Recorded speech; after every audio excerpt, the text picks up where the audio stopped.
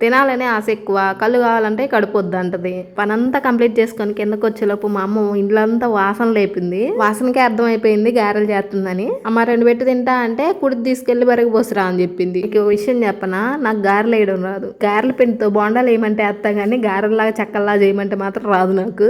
ఎలాగోలా అప్పచ్చ చేసినా దాన్ని మళ్ళీ నూనెలో వేయడానికి భయం. వేసేటప్పుడే నాకు చెయ్యనికిద్ది, అదేమో ఇరిగిపోద్ది. మా అమ్మ ఇచ్చే 2 గారెల కోసం మళ్ళీ బర్రెల దగ్గరికి వెళ్ళి రావాలి. సర్లే 2 గారెలైనా వేడివేడిగా తినాలి అని చెప్పేసి కుడితి పోసొచ్చా.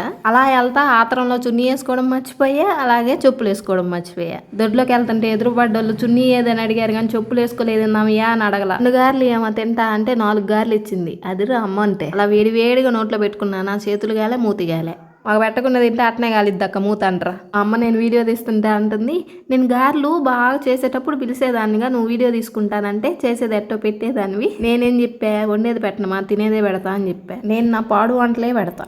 ఎనీవేస్ 2 గారెలు తినేలా పొట్ట నిండిపోయింది. 2 తిన్నా అయిపోయింది ఇంకా.